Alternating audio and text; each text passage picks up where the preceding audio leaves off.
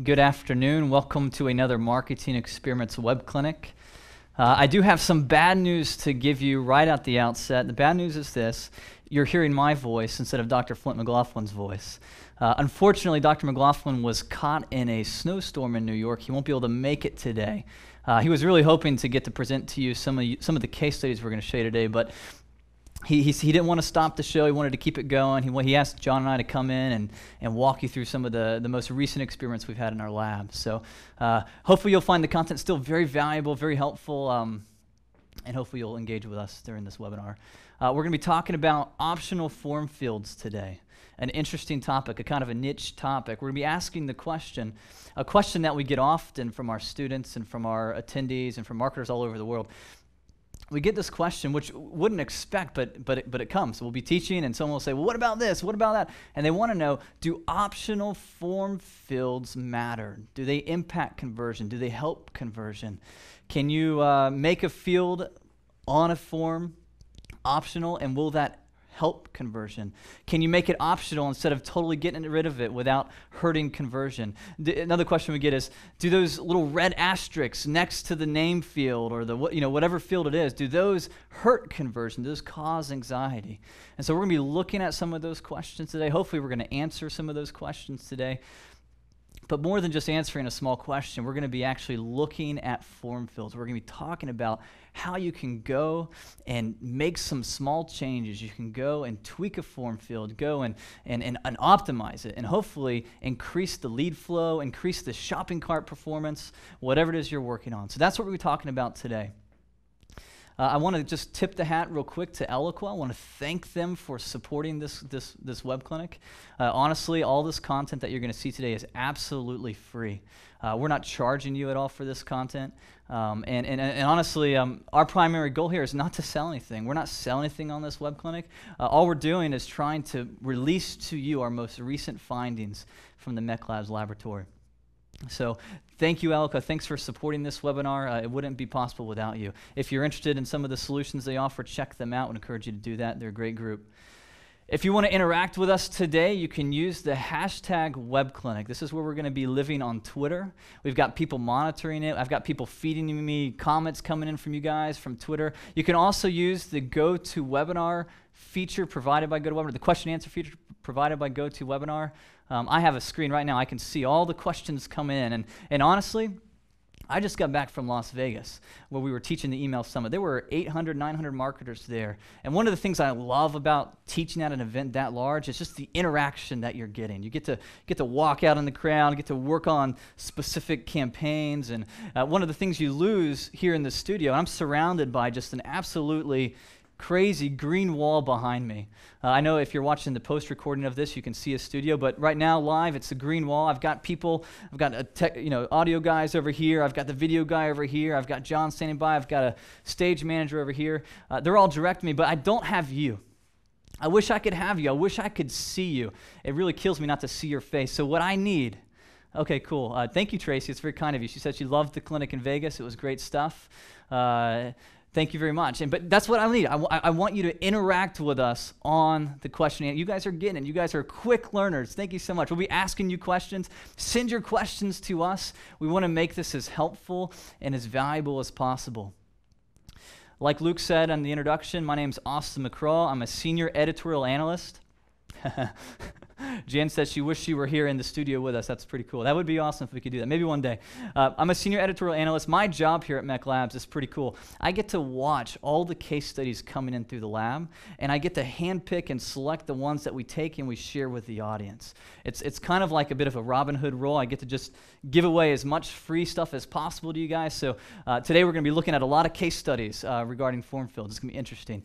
Jon Powell is much more interesting than I am. He actually gets to work with clients in the trenches. He's running the test. A lot of the tests we're going to look at today were his tests, where he got triple-digit gains. He's done that all over the world for a lot of companies. If we're lucky, I'm going to try to convince him to come and look at some of your form fields today. If we have time, we'll get to them, and hopefully you'll get some actionable, not just theory, not just us teaching or answering questions, but actually looking at your campaigns, looking at your form fields, and asking how can we improve them. So that's it. That's the kind of housekeeping information. Let's dig right into an example. I want to show you a page. All right, and if you can see the page on your screen, I just want to ask you, just from common knowledge as a marketer, if you were to improve this page, if I were to ask you, how do you improve this page, how would you improve it? What would you do? You see the original page here with 20 fields. What would you do to improve this? Haha, shorten it. Excellent. That's exactly right. I see a lot of responses coming. 2 steps: decrease the number of fields, cut the fields, reduce to 4. That's really funny you say that, Andrew, because that's exactly what we did. We went from 20 fields to 4 fields, and we got a 189% increase in conversion. Let me show you another example. Here's an example where we went from 6 fields to 3 fields. We got a 262% increase in conversion. If you've been on these clinics or you've taken any of our courses on friction, one of the easiest things to do to improve the conversion of a form field is to reduce it. Here's when we went from 13 to 2 fields and got an 816% increase in leads. It's huge. But here's the question, and here's the thing. So we all know that reducing form fields can improve conversion, but the question is this: what if instead of getting rid of the form field, what if you take it and you make it optional? Will that improve conversion? Will that do any difference whatsoever? That's what we're going to be addressing today, and we have a case study that deals with just that question, and here it is. We are working with a luxury home builder seeking to attract high-end home buyers. It's an interesting group. The goal was to increase the number of leads. Test protocol number 1416, and we were doing an A/B single factorial test. This is a standard protocol for our research labs. Here's the original page. In the control, all the form fields were required in order to download a PDF. It's just 4. It's not complicated. This is a simple page. And we wanted to ask the question, what if we took one of those form fields and we made it optional? How would that improve conversion? Well, here's the treatment. That's all we did. All we did was we took this page, the control, we took one form field, you see it right there, the phone number, and we made it optional. I don't know if you can see it on your screen, but there's a little comment right next to the phone number field, and it says optional. How do you think this impacted conversion? What do you think? Well, I was totally shocked to see that a small change like that had a huge increase like this. 275% increase in conversion, in lead rate, in total leads, by simply just changing one of the form fields from required to optional. You see, and it's just not, what we're going to talk about today, it's not just a matter of saying optional or required. The reason why this test, as you'll see in a minute, the reason why this test was so successful was because it was addressing a particular concern, addressing an anxiety. It wasn't just that we made it a form field optional, it was that we made the right form field optional. And that leads me to an interesting point. And this is a point that we make with our students. Oh, I just taught this in Las Vegas. Here's the point. Cost doesn't just exist where monetary transaction exists. You think about it. You think about your form fields. You think about if you're a lead generation company, you're trying to generate leads, and you're giving away all this free stuff to try to get people to give you their information. You might be deceived. You might think, well, it's free. Why wouldn't they fill it out? Well, the bottom line is it's not free. There's hardly anything on the internet that's free. Anytime you ask someone to spend time with you, anytime you ask someone to do anything, click a button, put in their name, hesitate, spend a second, read a headline, anything like that, you're asking, you have an implied cost. You're asking for something. They're giving you something. Think about this webinar. I was talking about how this webinar is free. You know, how Eloqua sponsors the webinar and it makes it free to everyone else. But in all honesty, is this webinar really free? And I'm not down on the webinar, but you think about it. First off, just lay aside the time you're spending now. I mean, that's one cost. You're having to spend 35 minutes with us today. You're sacrificing your schedule. You're making time. That's a cost. But throw that aside. You had to fill out your name and your email to register for this web clinic. There's a cost there. How many of you hesitated and possibly were thinking about the process? Should I give my email? Should I give my name? See, you experienced that. I experienced that. We all experienced that. And what we forget sometimes is our customer experiences that.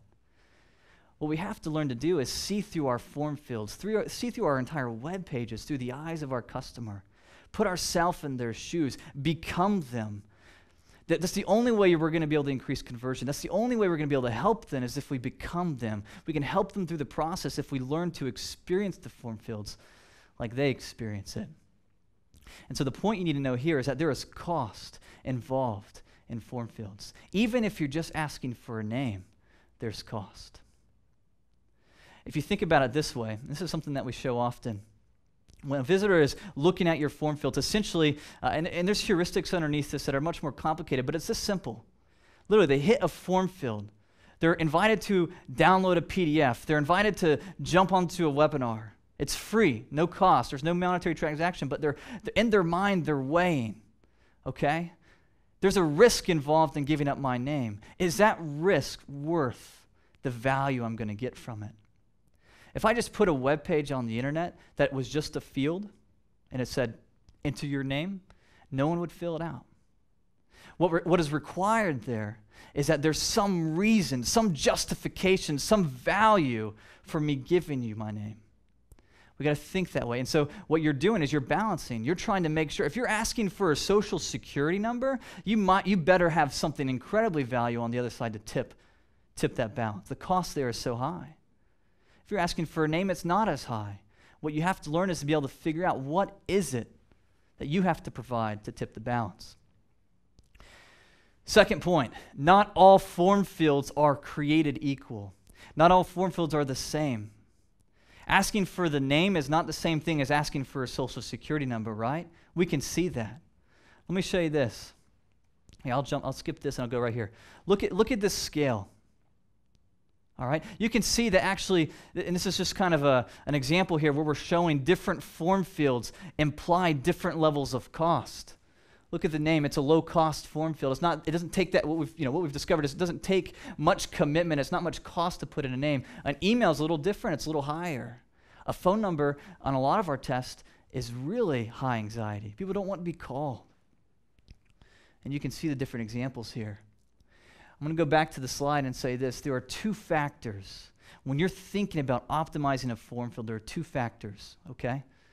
The one we talked about earlier, just the amount of form fields. If you want to go back and improve the performance of your form field right now, go back and ask yourself what's actually necessary and eliminate what's not. That's one way to improve it. That's dealing with the amount. But probably a little bit harder to see is the nature of the form field itself. Learning to begin to look at form fields not as equal. When we go from 20 form fields to 4 form fields, they're not all equal. One form field could equal 20 form fields if it's the right form field. And that's what we saw in the first case study. So look, in the original case study, what if we had made the first name optional? Would that have reduced the cost enough to tip the balance? No, it wouldn't have. Obviously, you want to test it. But instead, by putting the optional by the one form field that is actually the highest concerning one, the one that produces the most anxiety, we're able to tip the fulcrum. Just remember, this is very important, and you've heard it said from these webinars often. We're not optimizing form fields, we're optimizing thought sequences. We have to learn to see through the form fields. So, optional or not, the goal here's the thing. Don't get stuck on asking the question, should my form fields be optional or should they be required? Some fields are going to have to be required based on your business objectives. Some fields you can delete and some fields you can have as optional.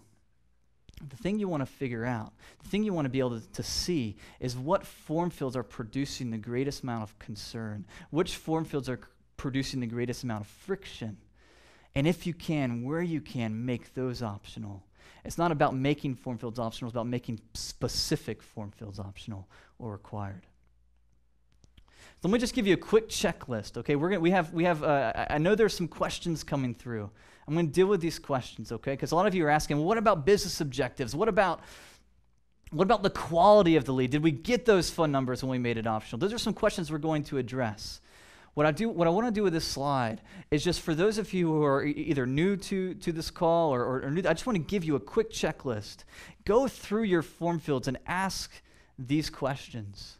If you want to get a bump in conversion, these are some quick tips you can do right away. First question, have you eliminated or made optional as many unnecessary fields as possible? This is so common knowledge. Like, it's so obvious, but I can't tell you how many fields we've seen, how many form processes in shopping carts where we see fields that aren't needed, absolutely not needed. You don't need the full address when you can get the zip code. Things like that. There are some things when you buy a shopping cart or when you set up your website using a CMS, oftentimes the form fields come just naturally. They're embedded. They come as an out-of-the-box solution. Go through those and ask yourself, do I need this form field? Does sales need this form field? Really? Do they need it? Here's a second question. Are your forms organized to reduce friction? I wish I could show you the case study, but I don't have time. But the point is this, sometimes you don't even have to reduce the number of form fields. Sometimes you can just rearrange them and put form fields in clear kind of thought clusters, putting fields beside each other that make sense. You can actually shorten the feel of a form field. Are they sequenced to the visitor's thought sequence? Are they properly sequenced? I saw a case study just recently, and hopefully we'll probably show it to you on the web clinic coming up. We were working with a really big organization, one of the top 15 in the U.S., and their checkout process, actually, it required a credit check. And in all honesty, the way the form is it went credit check. They had to fill out information, their social security number to get a credit check, and then they had to fill out their billing information. What we did in the test, all we did was switch those two. We had them fill out the billing information first, and then we had them fill out their credit check information. And just by changing that, do you remember the lift on that, John? It was a very small lift. It was like a 1% increase. But because of the volume, it was huge in terms of the revenue, in terms of the P&L. But all we did there, small change. It was a valid test, small change. Just rearrange the form fields to better match the sequence of thought. Improve conversion. So look at that as well. Is your value proposition being expressed throughout the entire conversion process? Don't stop communicating your value proposition. Have you provided a clear justification for all the high anxiety producing form fields?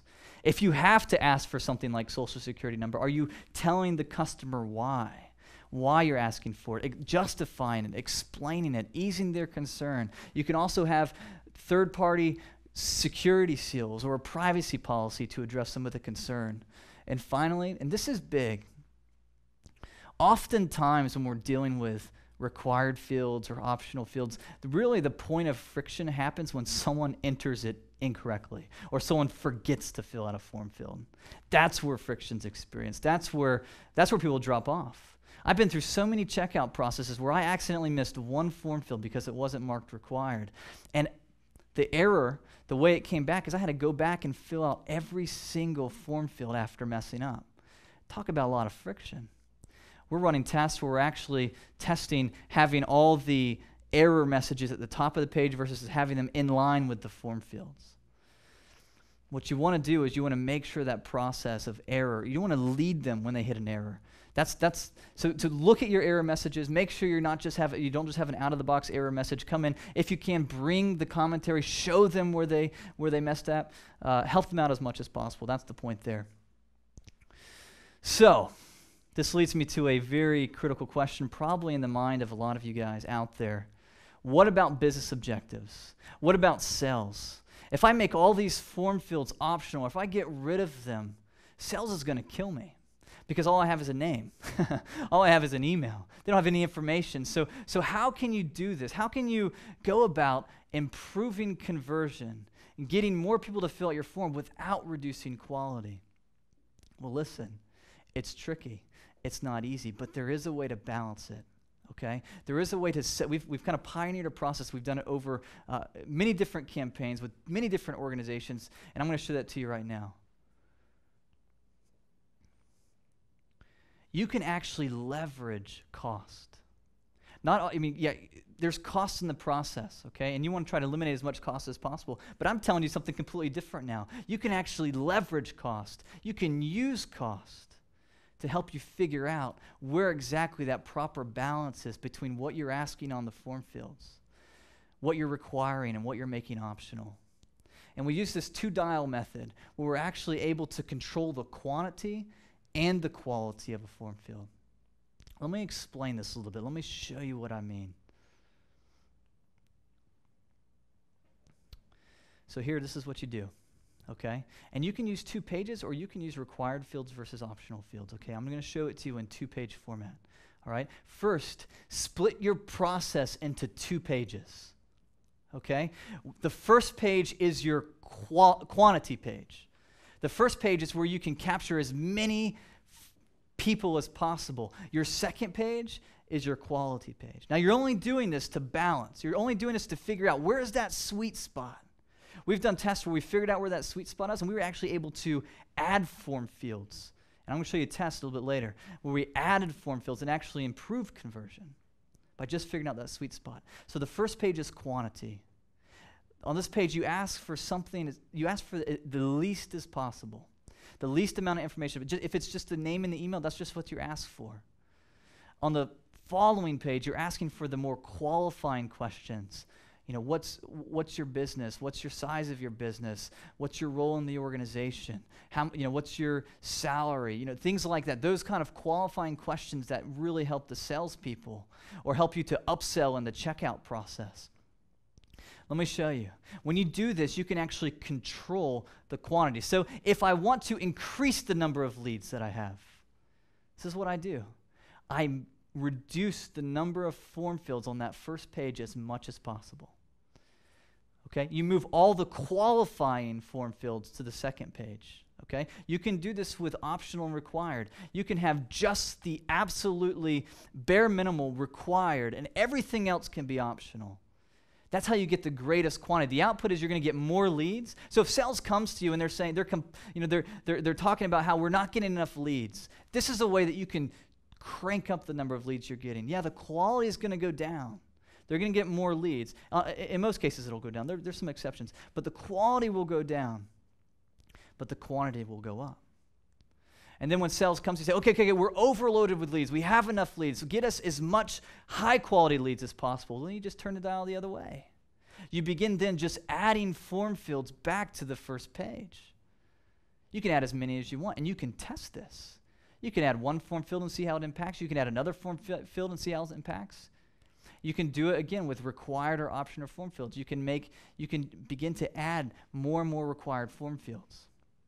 This is what you can do. This is the 2-dial method. Let me show you a test where we did this. This is a classic experiment.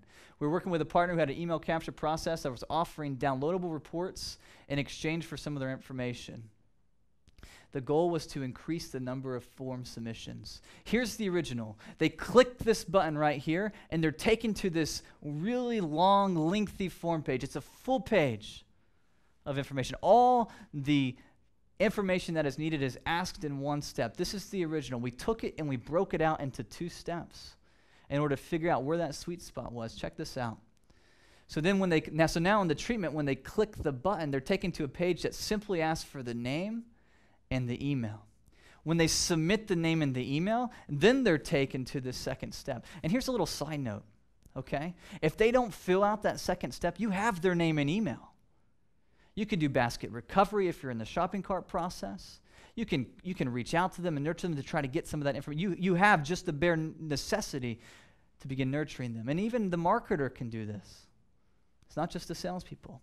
But check this out. So there's the before and after. Control step 1, all the information at once. The treatment broken into 2 steps. We saw a 48% increase in total leads. Okay, so what this chart is showing is that in the control, we didn't have a stage 1. We just had a stage 2. We just had all the information. So we didn't get any leads in stage 1. We just got the total number of leads in stage 2. But in the treatment, we captured 77 more lower quality leads while maintaining pretty much the stage 2 level number of leads. So we increased the overall number of leads, and we're able to take to sales and say, hey, look, here are the high-quality leads, and here are some other leads that were interested that didn't fill out all the information that you can work with, that you can begin nurturing. I want to end with one experiment, okay? Time is pressed, and hopefully we can get to your pages. I want to end with one experiment. And this is a really cool experiment. And John, I want to invite John up real quick. John, give us a little bit of the background on this experiment, okay? So, yeah, great. So let's go ahead and pull up the page. So we've got a large media company, and they're really trying to, actually, they don't have enough salespeople for the number of leads. They're trying to find a way to, smart allocation of resources. And they are collecting leads through a primary form. So we wanted to ask the question, is there a way to get higher quality and quantity at the same time? So he's trying to figure out that sweet spot where you get not just quality, but you get quantity as well. Right. So if you take a look at the control. So here's the top of the page. And let's look at the bottom of the page as well. What you've got is just a very typical form. And we looked at the form from the mind of the visitor and asked ourselves, what are the kind of things about this form that are, I guess, turning me off in terms of the conversation that I could expect? And is there any pieces of information that sales could use that would actually help them identify them more quickly as a priority lead? Yes. Because, if you're in B2B, you've probably got SQLs, you've probably got ops, you've got all of these different stages, and there are specific requirements in order to get to each stage. So we looked at the form in those two perspectives, and this is what we produced. A treatment. And we didn't really do much, but I want you to look carefully. We increased the total number of fields by 4, and they were all optional. We added copy, and we explained exactly the kind of conversation that they should expect, and that it's not just a conversation, that it's to really help them and to save them time. We added a testimonial, typical credibility indicators, and we grouped the form fields visually, and we infuse the value into the call to action. So they're not just, there's a lot of things going on here, and this is like a really good example for the audience to see. If you want to go and model some of these things, look at some of the things they're doing on this page. These are some, if you're not doing this with your form fields, you're potentially leaving revenue on the table, even in shopping cart processes, okay? Make sure you're expressing your value throughout, make sure you're justifying the form fields. Even the button needs to state some value. So I'm just sorry, I just didn't mean to interrupt you. I just wanted to point that out to the audience. So there's the top. Right, and I guess, again, the whole premise of the treatment is by setting up the treatment in a way that helps them anticipate a better conversation, a more productive conversation for them in terms of their world. What would that mean in terms of the number of leads and the quality? And just to remind you, they added form fields to this process. They actually added form fields, which goes a bit counterintuitive when you're optimizing the process. It's very counterintuitive. So let's look at the results. Wow. I was shocked. It's doable. You just got to really position yourself in the mind of the visitor. 109%, and it was statistically significant. The funny thing about this is they had such a complicated system for processing leads that this was the justification for them to look into how do we integrate more form fields into that process so that the salespeople can use them to actually bring them to those higher statuses. Excellent. Excellent. John, stay up here. We're going to hopefully, okay, so we're done with the content at this point. Let me just review some of the key points. First, cost doesn't just exist where monetary transaction exists. There are two factors that impact the cost, the amount, the nature. And this might be one of the more valuable things that we taught on this web clinic, that you as the marketer can control the quantity and quality. You can control using optional or required form fields or using the two-page method, the two-page dial method. What I want to do now is we have 5 minutes left. And what I want to do is I want to pull up some of your pages with John here. And I want to get him to just kind of off the cuff, just share some of his comments on what he would do to improve the pages, okay? And honestly, we want to get you guys involved too, okay? All right, so, okay, this was put into my deck here. All right, so Optimization Summit's coming up. Just want to make you aware of that. If you like this training and you want to learn more about optimizing form fields or optimizing your entire conversion process, check that out. Okay. Oh, there's the URL. All right, let's jump straight into LiveOp, okay? So here's the first page. It's Cox Media Group. The target audience is businesses who want to advertise their product services in Metro Atlanta. And their primary traffic source, the channel that's coming in, is PPC and organic. Luke, can we go ahead and pull it up on the screen so we can see it better? Show the audience the full page. All right, so hopefully you can see on the screen right now the page, okay? What I want to do before I release John on this page, okay, based on what you've heard today, okay, based on just some of the key, let's just say all we're going to try to do here is increase conversion. What would you do to improve the conversion of this page? Give me your feedback. I see stuff coming in. Communication in bullets, no good. That's from Christian. Better value prop. We need more value proposition. Value prop, okay? All right. Anyone else? Any other comments we have? What would you do to improve this page? Capture the contact information first. Change the title to a drop-down. Headline. Question is confusing. Looks like the nav menu is not a form. Tabs are a little confusing. Okay. This is good feedback, all right? John, if you were looking at this page, okay, and I were to say, what are the top 3 things you would do to improve the performance of this page? What would you do? The first thing is I would just the form collection process. My eyes brought immediately to the blue, and I completely passed the headline and subheadline. So the context for which it's setting up everything is lost. So I would fix that, just collection process in general. Second thing is the headline. You're requesting a custom ad plan. How exciting is that? But imagine you just change that one word, generate. All of a sudden you expect that there's something different that you're going to get that some salesperson couldn't necessarily provide you, almost as if there's, so think about your headline and then also finally a subheadline to explain exactly what comes with that. Because these are people, they have objectives, they're short on time, they want to know what they're going to get by doing this. There's just not a lot of value. So headline, better headline, test changing that word, subheadline, explain what they're going to get, and then I would tweak that whole form, that whole information collection process. There's just something wrong with it, the border, everything. It's just... One of the things I want to say, I totally agree with you. One of the things I want to say is, you're having people move through a conversion process. It's likely they came to this page from a pay-per-click ad. So they're landing on this page, and when they land on this page, you have virtually 7 seconds to answer the question, where the heck am I? Where am I? Where have I landed? And a lot of the comments we're getting back from the students as well as from John is that when you hit this page, it's hard to know where you are at all. It's very confusing. It doesn't look like a form-filled page. And if I'm coming in from a PPC ad, you're assuming that the PPC ad sold me. You're assuming the PPC ad has me hooked, and I'm ready to fill out this form or go through this process.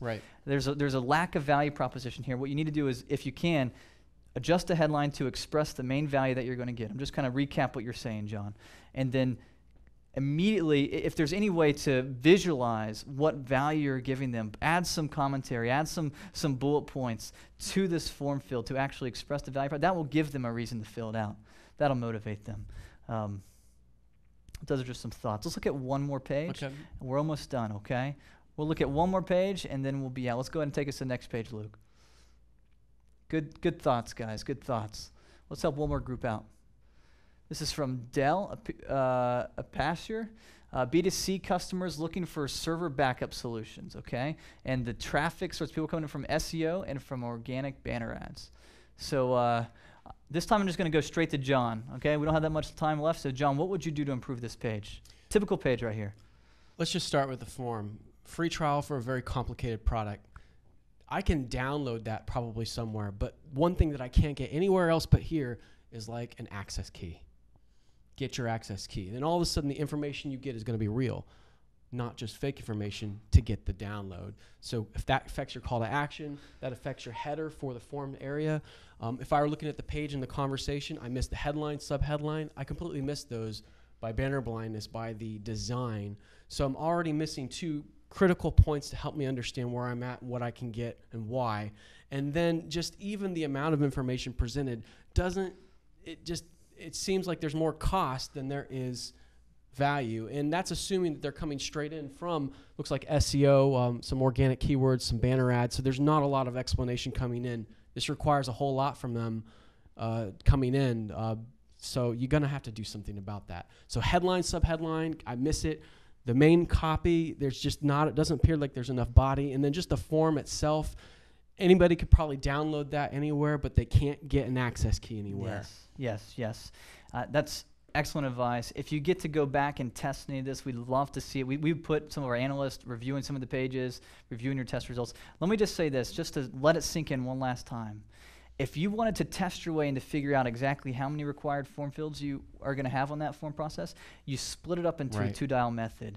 You can reduce the number of required fields, make them more optional, and you can control the quantity and the quality. You can break it out into 2 steps, or you can play with the number of required fields versus the number of optional fields. That's how you would do it. Because right now, I'm looking at that form and everything's required. It's rather intimidating. Okay, and maybe that's required from the business objective, but you can play with that. You can figure that out. You have the power as the marketer to do that. All right. Well, that closes our clinic for today. I hope you found it very valuable. I do want to say this. We do a lot of research at MECLABS. We're constantly testing. We're looking for companies and organizations to test with, okay? If you have questions about your own form fields, about your own conversion processes that you've always wanted to know, you've always wanted to test, come jump with us. Come fill out this form whenever you're closing. What will happen is you'll close the webinar. There'll be a page that pops up and asks you a bunch of questions. Just check that one button. We'd love to reach out to you. We'd love to partner with you in terms of a research project and answer some of the key questions that you have. We have some questions that we want to ask. We're always looking for people to test kind of cool, exciting new things. Finally, thank you so much for taking time out of your day. We know that it cost you. It wasn't free. So thank you. If you found the content valuable, we ask you only one thing.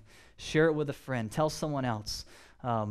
Let the world know what value you found on the Marketing Experience Web Clinics.